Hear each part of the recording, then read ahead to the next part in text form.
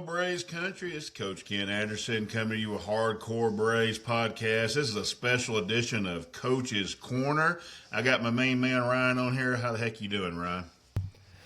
We're doing good, man. A little bit of a shitty loss yesterday. Chat, not gonna lie, that one kind of stung with a 4-0 lead. But you know what? We got about 130 more of these things to go, so I'm all right. We're still the best team in baseball, Ken. Can't be too mad. No, we did okay. We want to kind of break down because there's a lot of talk on all the social media platforms. We always want to go to X, but it's on all of them about what went on last night. So let's go ahead and give you a rundown of kind of what went on.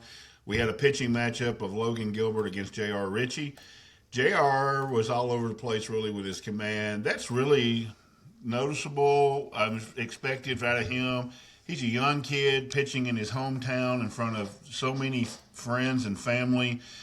To be honest with you, his first 5 innings, he had no runs. He did walk some guys. He had a couple of really good plays behind him that got him out of the innings. One was the Matt Olson double play at the end of the first. But overall, it was first 5 innings. Let's break that down real quick, Ryan. It was kind of what we expected out of JR, wasn't it? Yeah, man, it was pretty good. I can't complain about what JR gave us. I mean, his command was a little bit off, but I mean, that's going to be expected with a young rookie. So, I mean, you can't really complain about that. But it was a good outing overall until, the sixth inning when Walt just tried to go out there and squeeze another inning out of him, and it just didn't work. Yeah, we're going to get to that. So the game goes. Baldwin hits a home run in the first, and we hit three solo shots in the top of the sixth. Ozzie Olson hits his 300th home run. Congratulations to Matty. That's a pretty good thing. And then Riley looks like he's starting to get right. Me and Ryan last night talked about it. When he does that little hip hop out of the box when he hits the ball, he's starting to feel good about himself, isn't he, Ryan? Yeah, it wasn't even the home run, man. Like, I was talking to you before. That's the first time I've seen him have actual good back-to-back at-bats for the first time in God knows how long. Like, it wasn't just a home run. It wasn't in Colorado when he started looking a little bit better. But when's the last time he had 2 to 3 really good at-bats back-to-back-to-back? He had, four, count them, four good at-bats. He should have had 3 hits yesterday. That ball he smoked in his first time up was a really good play by Arozarena. And then he got the pop-out that he just missed to right field, and then the homer, and then the absolute bullet in the left field for a single. He had a really good night last night. Yeah, the team actually really had a good night last night. I gave Ryan the numbers through the first 6 innings where we're averaging 96 miles an hour exit velo. And Logan probably feels very honored that he only gave up 4 runs. He probably should have gave up 8 or 9 in that ball game. We could have gotten their bullpen early. A little bit of that unlucky Babbitt that we get sometimes as the Braves, didn't it, Ryan? Yeah, Mr. Gilbert was lucky to escape what was the Atlanta Braves offense yesterday. I mean, there was one inning, Ken. I was like, well, there wasn't one ball hit under 96 miles an hour that inning, and we didn't score a run. So that was just kind of how the night went. I mean, you could have argued that, yeah, it was Walt, but also the Braves had a lot of not so good luck yesterday. There was a lot of balls early on in that game that they absolutely crushed that just went for nothing. And I'm not by any means a Sean Murphy defender or truther, but all I'm saying is just for instance here, I think we had a runner at first or runners at first and second, and Murphy crushed a ball right to the third baseman, and it was a 5-4-3 double play. Bam, inning dead. So that was just one of them games. You just move on. Yeah, Leo Rivas might need a new glove. We peppered him all night long. Eli White crushed it.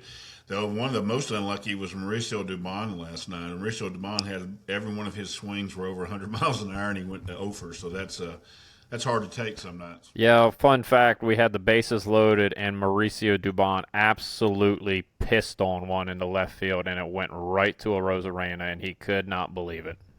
Yeah, it was messed up. So we get to the sixth inning.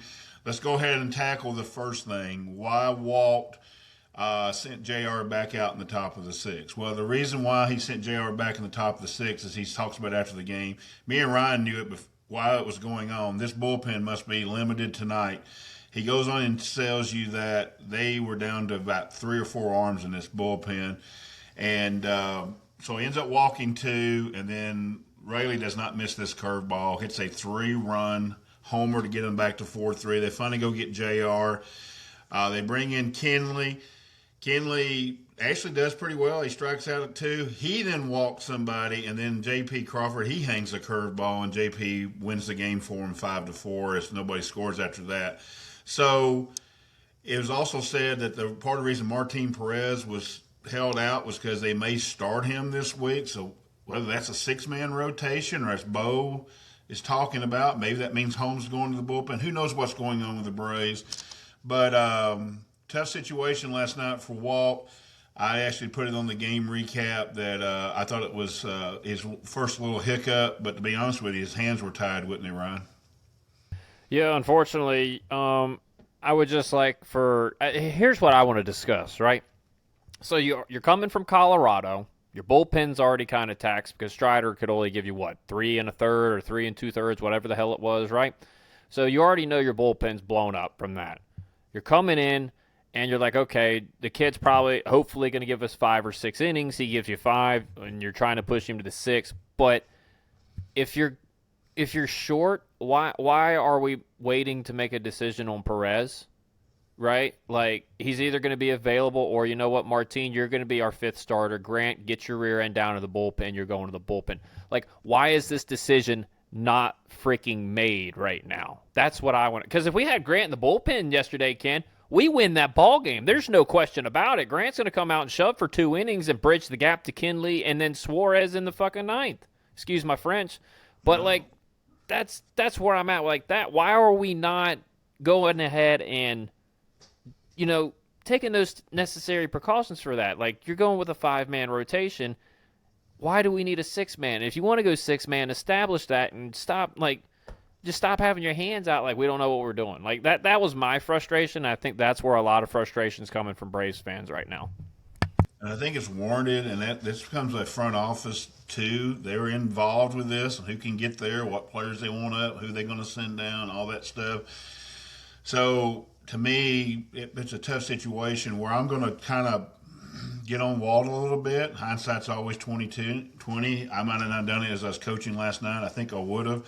If I'm going to have to use Kenley anyhow, if kid gets in trouble, I'm going to have Kenley warming up from the get-go, so when he walks the first batter, I can just go ahead and get him. Because Kenley's going to have to throw those pitches anyhow in that inning, so what's it matter if he starts? And he didn't get Kenley up to the second, almost the second walk. Murph did a good job of trying to extend that to try to get Kenley warmed up. I thought it was a major misstep, and look, 36 games in, this is the first time I've questioned Walt, so this is not question Walt's managing. I just thought last night in that situation, and it might be Jeremy too, got to have that guy up to start the 6th inning round. Yeah, 100%. The kid was at, what, like 85 pitches or something heading into that inning. Like, you got to have somebody ready to go. Or, you know, like, get him stretched out and get him tossing, and then when the walk happens, then you can go out and buy a little time with a mound visit, and then Walt can come out and hook him after Kenley gets like 5 or 6 pitches thrown. It just, the whole situation from top to bottom yesterday, from the front office to that decision by Walt, was just very bad, and it didn't look good. Like, there's no way around that you can say that looked good. You're trying to save somebody for a potential 6-man rotation, but you're probably not going to go a 6-man rotation, so just make it known who you want to be the 5th starter. Put the other one in the bullpen so you actually have a weapon to use. Just bad all the way around, in my opinion. Not their finest hour, Ken. It was, and one thing that Bo did put out on his TikTok and kind of wrote in his journal, let's make sure Holmes is healthy.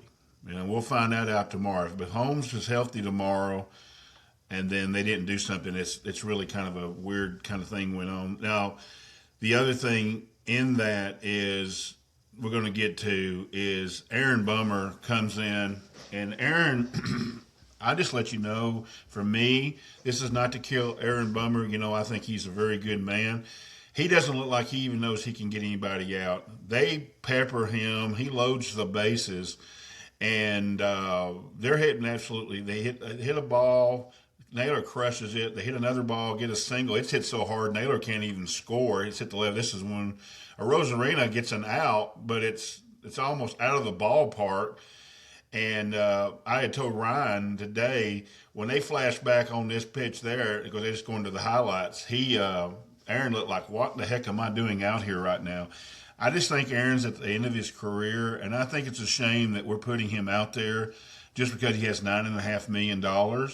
And that looked right there, too. Aaron just doesn't think he can get anybody out in these tough situations. If you want to use him as a mop up guy, but just very disappointing that we had to have nobody but Aaron to go to as a left-hander, and it just does. It's a tough situation. So Ryan has been on this for a long time. So here's the floor, Ryan. What do you think about Aaron Bummer? Ken, you know my opinion on this matter. Mr. Bummer, it is time to hang it up. Look, I don't know how it works when when you got a contract and you're retiring mid-contract. Normally, like, they work it out where they pay you over a period of time, right? But you don't have the stuff anymore. Just, like, stop trying to go out there every night. And look, if you think you got the stuff or if you're hurt, then let somebody know and go on the IL and try to figure out. But let me tell you, man, your breaking ball sucks. Like, I'm not trying to be a jerk here, but your breaking ball sucks. You don't have command over it like every pitch.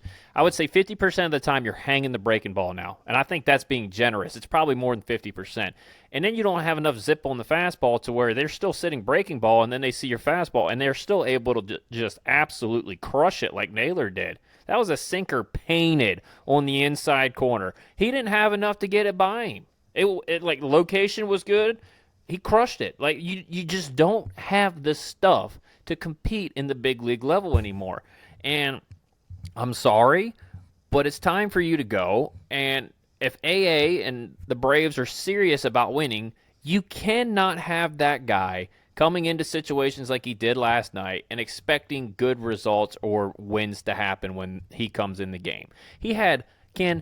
We talked about it one time. I think it was in Anaheim when he had, like a 5-6 run lead. He came in and he started making it a close game. And then last night we're down by a run, and with a clean inning, nobody on, nobody out, and he loaded the daggum bases, and he was he couldn't even get out of it. Cookie had to come in and get him out of it. Like, I don't know why we keep playing with this Russian roulette with Aaron Bummer. Like, every single one of his stats, whether you want to look at the standard or you want to look at the analytical stuff and his expected stats are worse. He is outperforming his expected stats, and that's scary. He doesn't need to be on a big league mound anymore, or at least for the Atlanta Braves, who are trying to go do special things this year. That's just my take on it. Yeah, the thing that's a little frustrating is that, first of all, kudos to the Braves, because I think it was the Dodgers or some of them teams are kind of shaky. They had already put him on the IL and said he had arm fatigue. They like to do that all the time. They do that with Snell. You can't quantify that is. So I give it to Aaron and the Braves of trying. I just think it really handcuffs, from a coach's perspective, it's really handcuffing Walt, because you have Dylan, who you trust as a left-hander. You've been told that maybe Martin Perez has to start. Now, we don't know what's going on there. We'll find out, like Bo said, tomorrow with Grant. But I just know this. You cannot get through a major league season, okay, with one lefty in your bullpen. Every team that has tried this has not succeeded. You have got to have multiple left-handers, one to be the shutdown late guy and one to be the guy in that fifth and sixth inning that can get you extended. And right now the Braves are trying to do it with one. Now, look, Dylan Dodd is going to make his rehab appearance Friday. That's coming. So Dylan's coming, and we've been on the big Dylan Dodd train here. That's going to be your opportunity. I hope that they figure out something with Aaron.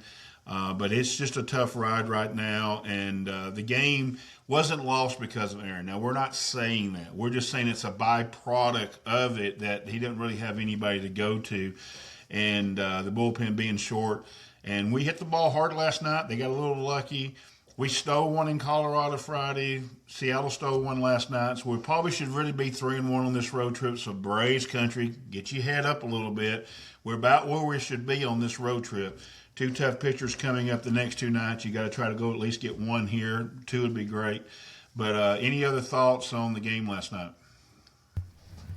No, I just think you can't keep putting injury stuff off. Look, if you think Grant's hurt, get the MRI done. Go get the medical stuff done and see what's going on. And if he's not, and you know he's not, and you don't want him to start, put him in the bullpen. Just you've already handcuffed your roster so much because Mike, and I'm not blaming Michael, okay? Not blaming Michael, but Michael, and he's in left field tonight. But Michael hasn't been able to play the outfield, so that means Dom Smith's on the bench because Michael's been DHing so much. Like, you've already handcuffed your roster there. Dubon's playing in center. Ronald's out, so we got whoever can play basically right field right now is out there. And then you want to limit your bullpen as well because you just don't know what you quite want to do with the number 5 spot. You can't keep doing this. You cannot keep handcuffing Walt like this every single night. Like, you got to start making some decisions, and that part is on Alex Anthopoulos. So, clean it up a little bit. You've done great for the most part. Clean it the heck up. Let's go, baby. Yeah, and I think you will. I think everything okay. It's just tough being on our toughest road trip of the year. So we'll have to get through it. And luckily, Rossiel Iglesias comes back tonight, so the bullpen should be okay. Dylan hasn't thrown. Robert hasn't thrown. So Tyler is probably definitely the one pitcher that's down tonight. So he looks gassed. So we probably need to give him a couple of days, to be honest with you. He probably shouldn't pitch to the Dodgers series. Bummer needs to be down indefinitely. That's all I got on that. I think he's down for tonight, so we'll see. So, with that said, we have got a very special guest tonight. Those who follow the Braves last year know that Brady Penn did some work from them. He's now working for the Gwinnett Stripers. So, we're going to get Brady Penn in here and get his thoughts on the 2026 Atlanta Braves. So, Brady Penn, how the heck are you doing tonight? I'm doing good, guys. I mean, can't complain too much of the way that the Braves are playing, the way the Stripers are playing. It's kind of the best of both worlds for me. Things are going great in the baseball world right now. Yeah, the minor league system as a whole is playing well, and I know you got to be excited about the Stripers. We're going to ask you a little bit about that, but first of all, talk about your move and your new gig and how's it all working out.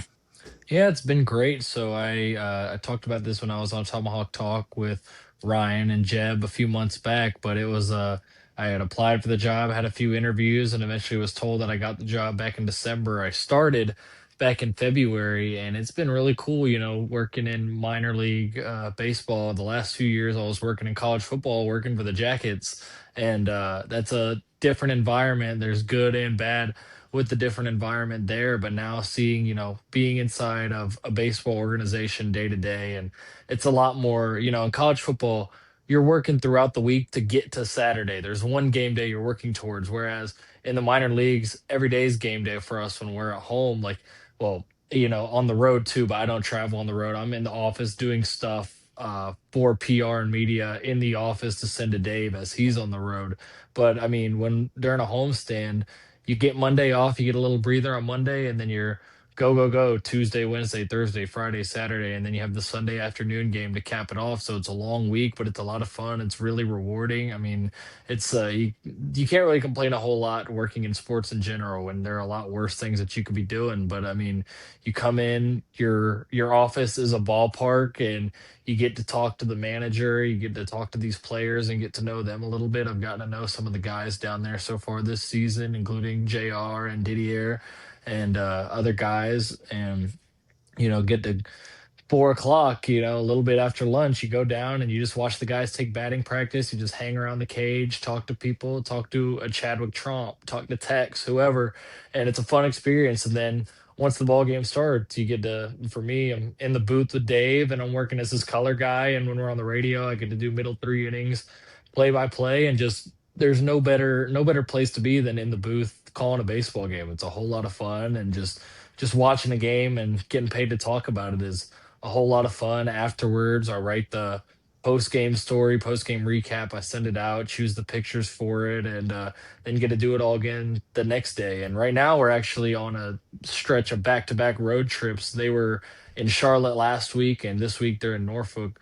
And so, what a road week looks like for me is I'll come into the office Tuesday, Wednesday, and Thursday. I'll work on starting pitcher pages for the game notes. Right now, we're working on our baseball card set, which we're going to release here in a few weeks. And that'll be something I know a lot of people will be excited about. We'll have JR and Didier and other guys in that set, I believe. And It's just it's a lot of fun, just things that are very hands on, and you get to be really involved in a great organization. Everybody knows that the Braves are a fantastic organization from top to bottom. I've heard great things about how it goes in Columbus, how it goes in Augusta, how it goes in Rome. Matter of fact, Rome's play-by-play guy, Gavin Booker, he stepped in for me on the TV broadcast while I was gone on my honeymoon, and he did a fantastic job with Dave. And Dave is a fantastic guy himself. He's a great boss. He's been with the Stripers for 15 years. He's been in minor league baseball for 20. So just getting to be around those types of people too and soak up information and be a sponge at my young age, it's all a blessing for sure.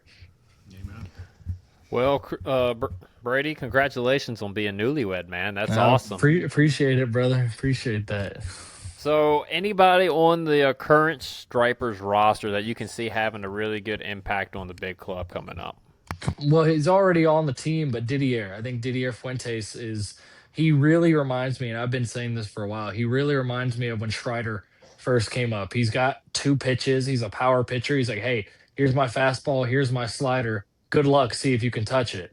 And he's getting more and more confident in himself. And actually, our next homestand, our game day program, I have a story that I was able to write about Didier, and I was able to interview him via translator. And me, Didier, and Jesus Aviles, our athletic trainer, sat in the dugout and talked for 10, 15 minutes. And I was kind of just picking Didier's brain about what was it like last year, when you first got the call up 3 days after your 20th birthday. And he was honest. He said, hey, like, I didn't expect that to happen. It kind of came out of nowhere. I thought I was going to stay around in the minors a little longer and then go to the show, but it happened. And it was a great experience. And I asked him, hey, you faced a lot of these great hitters you faced in a short amount of time. You faced Juan Soto, Nick Kurtz, Mike Trout, Francisco Lindor, these type of guys. It's like, what was that like? Were you starstruck at all? Were you nervous? He's like, no, I love to compete. I was proud to go against those guys, and I was coming at them with my best stuff. And he said that he, recognized that last year didn't go the way that he wanted it to, even though he was kind of ahead of the curve developmentally and getting the call so early. He attacked them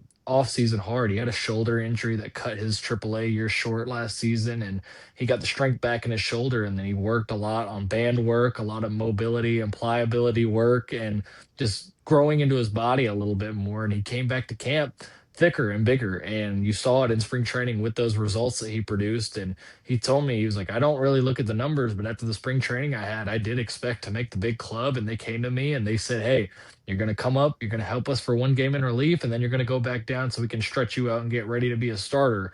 And came down and pretty much dominated here in AAA. I mean, he had a game that me and Dave called at home against Nashville, the Brewers AAA affiliate. Brewers a number one farm system in MLB, and it was something like 6 innings, 10 strikeouts or something like that, and didn't allow a run. He was great, and he told me that he's just trying to become a better professional every day too. He's trying to work on his work ethic. He's trying to work on being more responsible with himself and his body, and not having to be kind of like babysat by the veterans as much, and just taking care of his business. Because let's face it, he's 20 years old. Like, when you were 20, were you fully on top of all your stuff? No, I know I wasn't. So he's on a great track, and I know that plans have changed a little bit, especially with the injury to Iglesias and the way that some of the other bullpen pieces, the non-leverage guys, have fared this season. That plans have changed a little bit, but Walt has been adamant about, hey, we view this guy as a starter. We want to use him as a starter.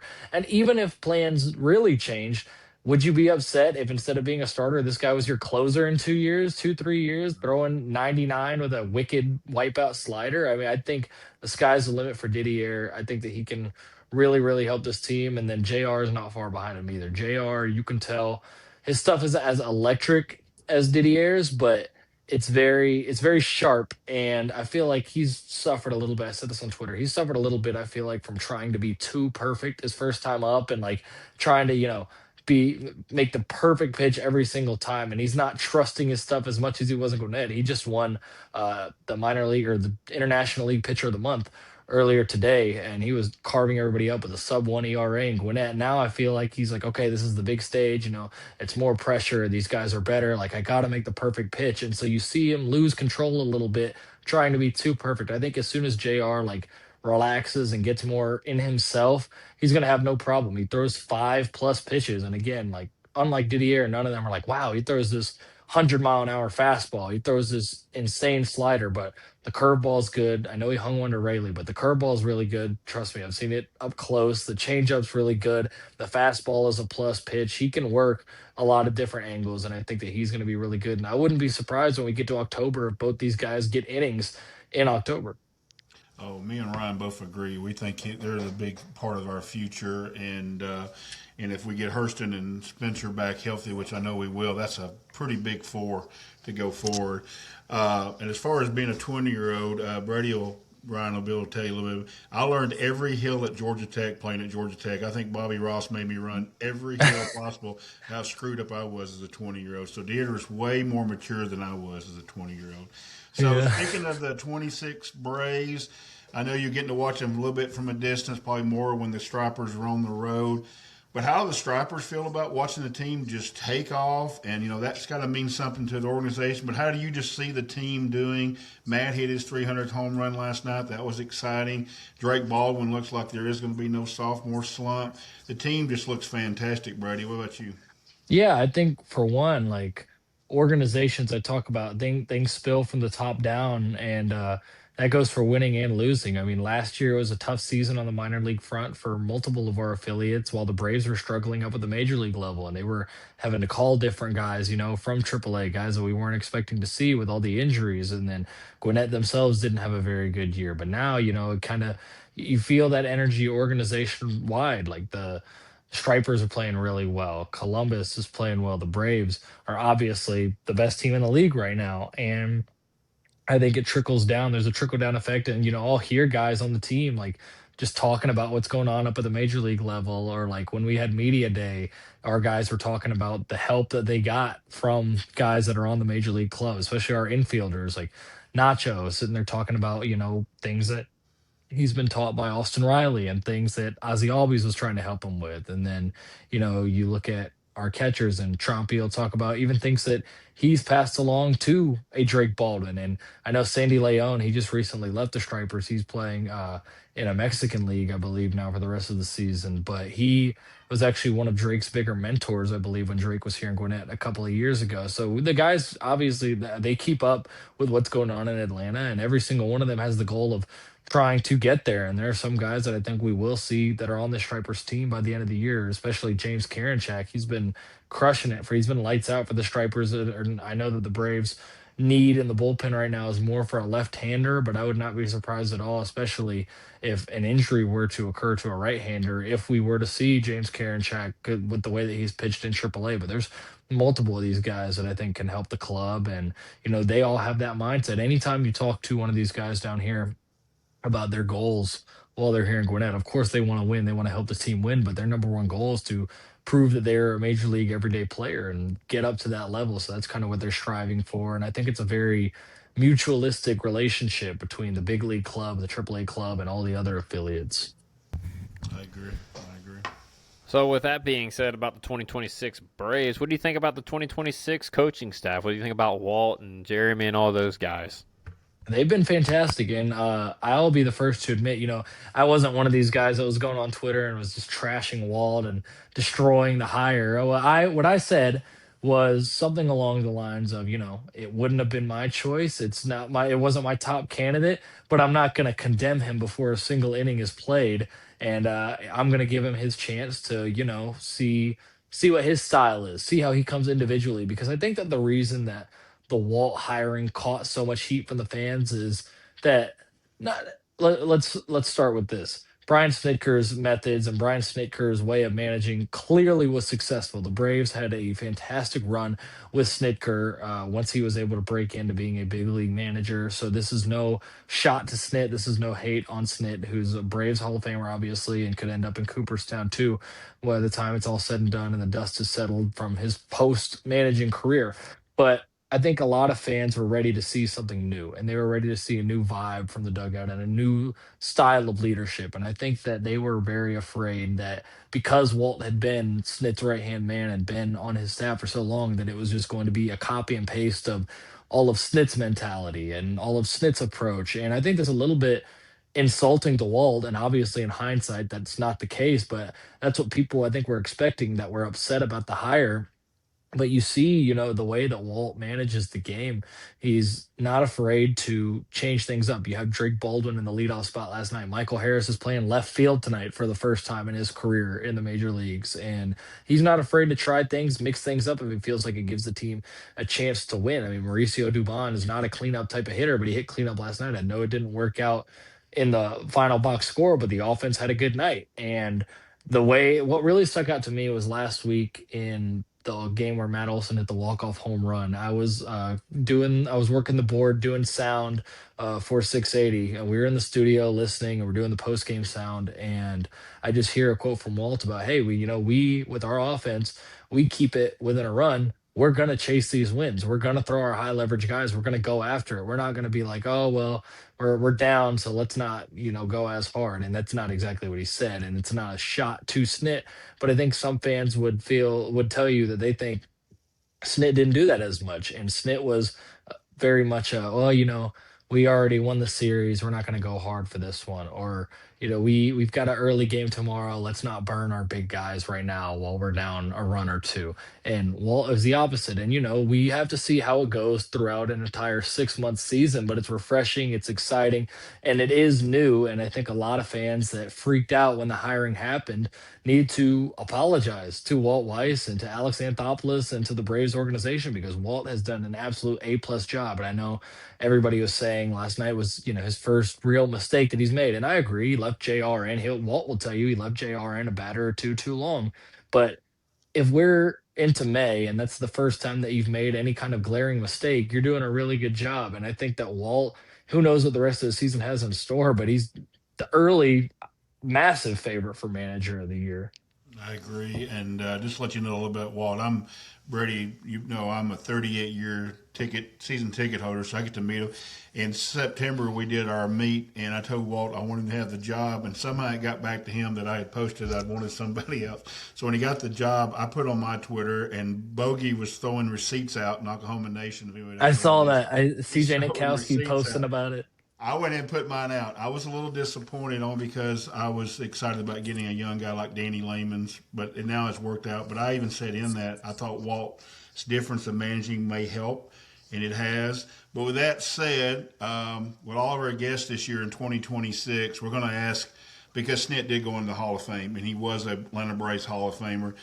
What's your best Brian Snitker story, other than winning the World Series? We know the World Series is ultimate, but what was your best Brian Snitker story during his tenure in Atlanta? So it's a funny story now, but I got off accidentally on the wrong foot with Snit last year when I was doing post game clubhouse stuff and going to the post game media scrum. So it was a game.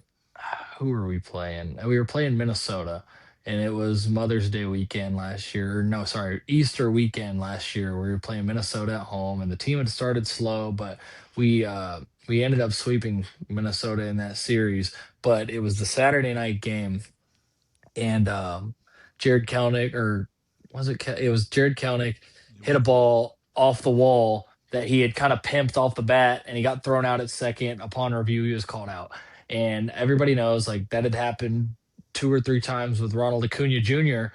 before, and Snit would gave him the hook and was like, "Hey, we don't do that. We don't do that big time and stuff here."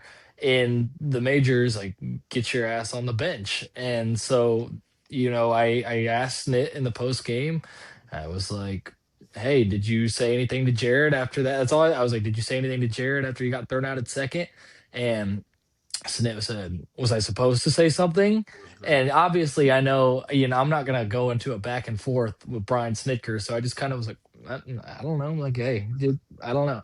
And so then the whole thing ended up getting blown out of proportion, and Ronald saw the quote because Bowman and David O'Brien, and they actually kind of like went to bat for me. I felt like I was a young reporter. This was like my second homestand in the clubhouse in the post games, and they were like, it was a valid question, and Brian Snitker was very standoffish in his response, and so Snit was catching all sorts of heat, and he came out and was like, "Oh, actually, I didn't even see the play," and so he caught even more heat, and people were like, "Oh, he's not even watching the games, he's not paying attention," and then Acuna sees it and tweets like, "If it was me, I would have been benched," and it caused this whole like scuffle. Like I felt like in between the team, like you got Acuna who's not back with the team yet, and he's talking bad about Snit, and he's pissed, and Snit's probably not happy that that's all out there. And I never got the chance later on in the year to be like, hey, sorry about that, Snit. But I was there the rest of the season and would ask Snit questions, and he was kind and gave me good responses, and so I don't think he held a grudge over it because that's not the kind of guy he is. But that's my go-to Snit story was that like in my first week being in the clubhouse as a media member last year, I like accidentally got him into a whole pile of crap. Before I even ask you, I know Ryan's got another question. Before I ask you, Brady, I went to bat for you also on Twitter, if you remember, and I was hoping Yeah. that'd be your snit story that you shared because I thought it was great last year. It was also the moment that I told Ryan that I felt like Snit was already kind of deciding he was going to retire. Like it just this was get out of here. He had kind of enough, and you start thinking about all those grandkids hitting balls and stuff. So Ryan, what you got? Well, Brady, speaking of the team, have you gone and seen them in person yet this year? Yeah, I have. I went to so I was in the I'm not doing clubhouse stuff really as much this year. A lot of the stuff that I've done for 680 has been in studio, but I did go and was in the clubhouse for the athletics series earlier in the year, and then I went as a fan to a couple of games. I went actually to begin the week of me and my wife's wedding, we went to the Sunday night game against the Guardians, and that was a whole lot of fun. We bought the new City Connect. She got a Riley, I got a Dale Murphy. We sat there and watched the game, and the Braves pummeled the Guardians, hit some homers. It's always fun. And then I went a few days later to watch them play. It was the finale of the series against the Marlins, and Olson had a homer, Ozzie had a homer. Feels like you could say that for a lot of games this year. Those two having a home run, but that was a fun one, and I'm looking to keep making my way to the park throughout the season. And later on in the year, there's certainly some series that I have circled that I want to be at. The Dodgers, and I'm excited to see how that goes on the road this weekend. I know the Braves traditionally don't play great at Chavez Ravine, but we'll see. What I'm really excited for, like honestly though, is I. I don't want to jump the gun because you never know what could happen in the season, but I'm excited to be at Truist in October again. It's been a couple of years since we've gotten to be in that playoff atmosphere and playoff environment. And the last playoff game at Truist Park was the Austin Riley go ahead homer off Jeff Hoffman and the Michael Harris double play catch at the wall. And that was, I know the series didn't end the way that we wanted, but that was an incredibly electric. I'd say that's one of the three or four most electric playoff games that Truist has seen in its time. So I'm excited to be back, where it gets dark super early and it's chilly out and you got the chop going. You can't beat that. So that's what I'm really looking forward to in a few months if the good Lord is willing to let the Braves stay healthy.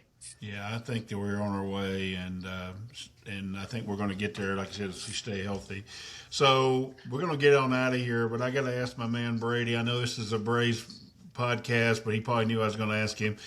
I'm a big Georgia Tech, played football at Georgia Tech, so he's a great football guy. If you ever want to get him on his easy time during the off season of baseball, he does football. He's a huge Patriots fan, so you can just talk about what you thought about your draft and what your team going forward. But I got to know, what do you think about the Jackets in 2026 with Baby Mendoza at quarterback?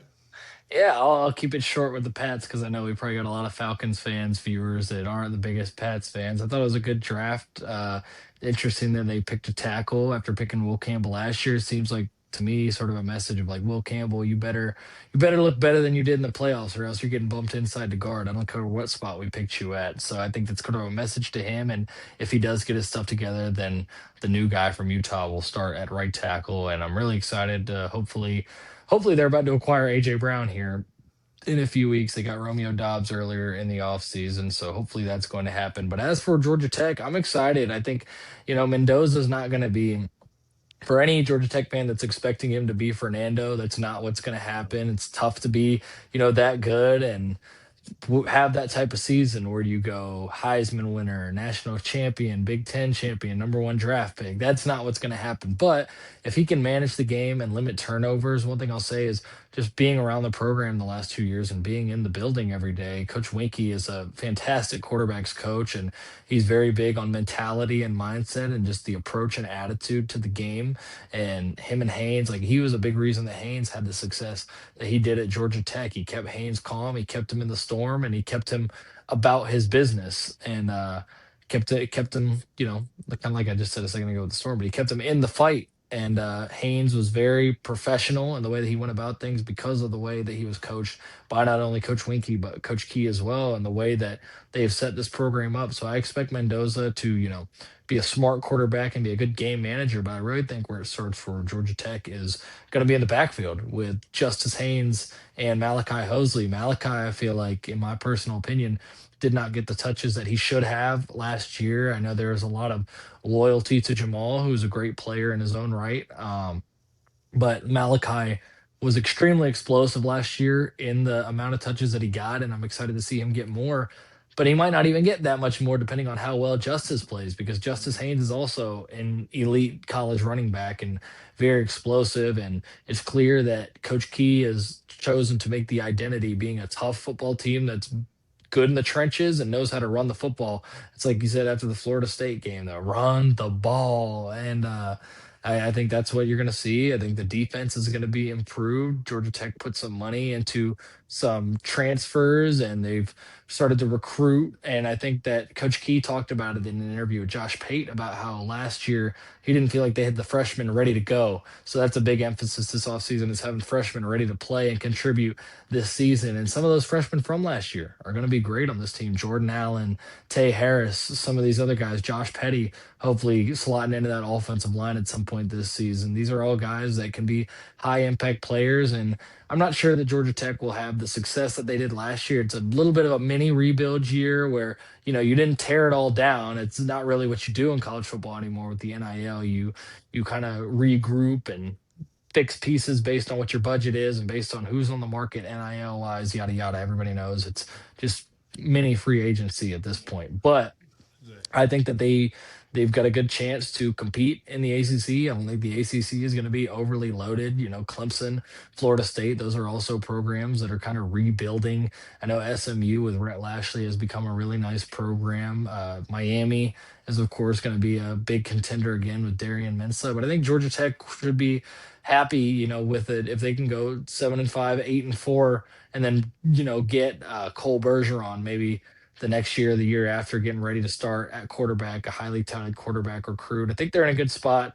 And I think that, the big thing for Georgia Tech right now is I'm getting a little long winded here, but the big thing is once that cutoff happens where it becomes the super conference in a couple years, Coach Key's goal is to have Georgia Tech relevant nationally, to have them in that conversation, to be part of that mega conference, to get that big NIL funding, to be in that top tier of the top 30, 40 teams in college football. And they're trending in that direction right now. He's a great coach. He's very well respected. He's talked about how loyal he is to Georgia Tech. And it's definitely, they're not national title contenders yet, but it's a lot more pleasant time to be a Georgia Tech fan than it was with the coach prior. So, Exactly. And anybody loves baseball, go to see Georgia Tech baseball. They got a really good team. Brady, mhm. we really appreciate you getting in here. If you get a chance, check him and Dave out. They do great work for the Gwinnett Stripers, and they don't always play the same time to Braves. Check out our minor league teams. I'm not just saying that because uh, we love Brady, but him and Davis does an excellent job. Brady, we He can't does. thank you enough for coming on and keep us updated on the Stripers, and you better come see me in the fall when Georgia Tech may come down the game. We can watch Oh, the I'm Jackets. gonna be there. What sucks is the Stripers play the night of the Colorado game, but I fully intend on being there for the Tennessee game. Awesome. I'll look you up then. Okay. Appreciate you, Brady. Awesome. We'll get Yes, you on out sir. of here. Yes, sir. I'll catch you guys later. All right, buddy. Bye. Yeah, all right. That was Brady Penn, Gwinnett Stripers. He does work for 680. Make sure you follow him. Like I said, him and Dave do a good job. What do you think about everything you had to say, Ryan? I mean, the story with Snit was always a good one. That was a good one. So, but Yeah, I was hoping he would share that one because that was last year, and Brady kind of made his mark on Atlanta media because he does a good job, and we're going to try to have some of the other 680 folks. We may have to pull Chris Domino kicking and screaming over here, but there's nobody that knows baseball in the media like Chris Domino. So Ryan, it'd be good to have him on there. So final thoughts for tonight. We get on out of here. get rid of Aaron Bummer. I was surprised he said that. No, I was not. My final thought is guys, 25-11, and we just need to split these next 5 games like 2 and 3, and we'll be in good shape when the Cubs come to town. As always, we love you, Braves country. Find us at Hardcore Braves, Disgusting Homer 27 at Braves Hip Coil, at Boyd PC 15, and you know what the rest of them are. And as always, we love you, and peace. You know what, boys? You guys are going to be world champions for the rest of your life.